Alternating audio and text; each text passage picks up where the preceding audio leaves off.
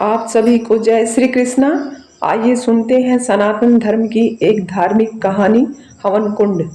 हिंदू सनातन धर्म में हवन कुंड का अद्भुत महत्व है।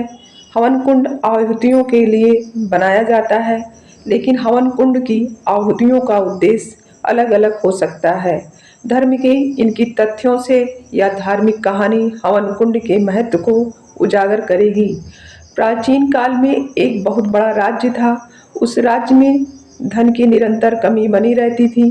राज्य में कोई श्रेष्ठ राजा तो नहीं था। हाँ, छोटे मोटे जमींदार अपने अपने स्तर पर राज किया करते थे। राज्य के अंदर आने वाली सभी गांवों की व्यवस्था निरंतर बदतर होती जा रही थी। गरीबी की वजह से लोगों को दैनिक जीवन में समस्याएं उत्पन्न होने लगीं। खाने पीने की चीज़ों की भारी कमी आ चुकी थी, जिसकी वजह से लोग कीड़े मकोड़े, सांप बिच्छू तक खाने लगे। एक रात एक बुजुर्ग सड़क पर तड़प रहा था। रास्ते से दो व्यक्ति गुजरते हुए उसे देख लेते हैं। वह तुरंत उसकी मदद के लिए उसके पास पहुंच जाते हैं, लेकिन जैसे ही वह उसे हाथ लगाते हैं, दोनों ही उसी तरह तड़पने लगते हैं और देखते देखते कुछ घंटों में ही उनकी दर्दनाक मौत हो जाती है।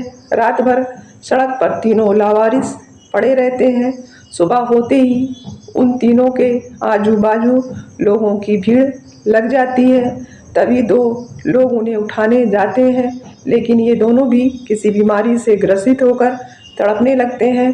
राज्य में एक अनजान महामारी ने अपने कदम रख दिए थे। दोनों को तड़प कर मरते देख किसी की हिम्मत उनके पास जाने की नहीं होती। सभी घबराकर इधर उधर भागने लगते हैं। प्राचीन काल में राज्यों के गांव में वैद्य हुआ करते थे। संयोग से पास ही एक वैद्य जी की कुटिया थी। सभी वैद्य जी के पास जाकर मरे हुए लोगों की जानकारी देते हैं। वैद्य जी भागते हुए उसी स्थान पर पहुंच जाते हैं जहां वह मृत अवस्था में पड़े थे। महामारी के चलते वह उनके नज़दीक नहीं जाना चाहते थे। तीनों का शरीर काला पड़ चुका था, जिससे वैद्य जी को आभास हो रहा था कि यह कोई जहरीली वायु का प्रभाव है, और हो न हो यह वातावरण प्रदूषित हो रहा है। वैद्य जी सभी को अपना चेहरा कपड़े से ढकने को कहते हैं। महामारी अपरिचित थी, जिसके बारे में अभी तक किसी को कोई जानकारी नहीं थी। वैद्य जी शास्त्रों की मदद से इस महामारी के उपचार का पता लगाने की कोशिश करते हैं। हवन कुंड।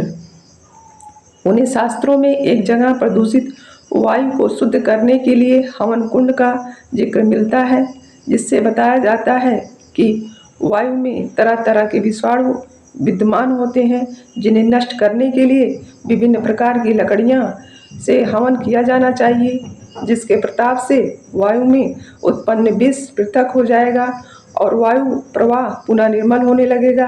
धीरे धीरे करके कई गांव से इसी तरह इंसानों और जीव जंतुओं के मृत्यु की खबर आने लगी। आम लोगों में खलबली मच चुकी थी। सभी का जीवन वायरस से प्रभावित हो रहा था। गांव के मुखिया सभी को इकट्ठा करके एक सभा लगाते हैं। संकट की इस घड़ी में चर्चा के लिए वैद्य जी को आमंत्रित किया जाता है, ताकि उनसे इस महामारी से लड़ने का उपाय पूछा जा सके। वैद्य जी ने शास्त्रों की सहायता से यह तो पता लगा लिया था कि वायु को शुद्ध करने के लिए हवन करना उपयुक्त होगा, लेकिन इस वायरस को नष्ट करने के लिए किस पेड़ की लकड़ियों का इस्तेमाल किया जाएगा, यह वैद्य जी नहीं जान पाए थे। वैद्य जी के सामने बड़ी दुविधा थी। अभी उन्हें संपूर्ण जानकारी नहीं थी, इसलिए वह गांव के मुखिया से खुलकर सब कुछ कह देते हैं। सभी सोच में पड़ जाते हैं। अचानक गांव के मुखिया वैद्य जी से कहते हैं, क्यों ना हम हवन कुंड में इस्तेमाल की जाने वाली सभी लकड़ियों का एक समूह बनाकर हवन करें। वैद्य जी को मुखिया की यह सलाह अच्छी लगती है और वह शास्त्रों में बताई गई सभी लकड़ियों को लाने का कार्य गांव वालों को सौंपते हैं। कुछ लकड़ियां तो आसानी से प्राप्त हो जाती हैं, लेकिन कुछ ऐसी दुर्लभ लकड़ियां भी थीं जिन्हें प्राप्त करने के लिए पहाड़ की ऊंचाइयों तक जाना पड़ेगा, जिसके लिए बहुत समय लगेगा। तभी वैद्य जी को एक विचार आता है, यदि पहाड़ के ऊपर जाकर हवन किया जाए तो आसपास के सारे गांव की जलवायु शुद्ध होगी, जिससे और भी अतिशीघ्र समस्या का समाधान होगा। वैद्य जी मुखिया से कहते हैं हम पहाड़ी के ऊपर सबको लेकर चलें और वहीं हवन कुंड की स्थापना करके हवन करें तो पूरे राज्य की जलवायु शुद्ध की जा सकती है। यह बात सुनते ही सभी के चेहरे में सकारात्मकता आ जाती है। मुखिया तुरंत सभी से अपनी बैलगाड़ी तैयार करने को कहते हैं ताकि बच्चों और बुजुर्गों को भी पहाड़ के ऊपर ले जाया जा सके।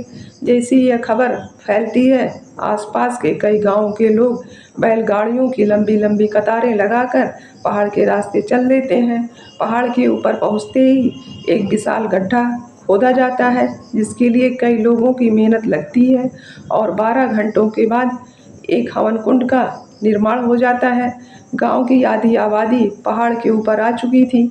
सभी हवन कुंड की सामग्री इकट्ठा करने लगे थे, लेकिन लकड़ियां हवन कुंड में रखना एक चुनौतीपूर्ण कार्य था, क्योंकि हवन कुंड इतना विशाल था कि 5 हाथी भी समा जाएं। हवन कुंड के अंदर कई लोग उतरकर लकड़ियां व्यवस्थित रखने लगते हैं और जैसे ही कार्य पूर्ण हो जाता है तो वैद्य जी नीचे उतरकर कुछ मंत्रों के उच्चारण के साथ अग्नि प्रज्वलित कर देते हैं। कुछ ही क्षणों में आग का रूप विकराल हो जाता है और हवन कुंड की आग का धुआं धीरे धीरे वातावरण में फैलने लगता है। धुएं से लोगों को सांस लेने में परेशानी महसूस हो रही थी, लेकिन हवन कुंड का धुआं लोगों की श्वास नली को पवित्र कर रहा था। इस हवन कुंड की आग कई दिनों तक धधकती रहती है, जिससे राज्य के सभी गांवों से महामारी का वायरस नष्ट हो जाता है।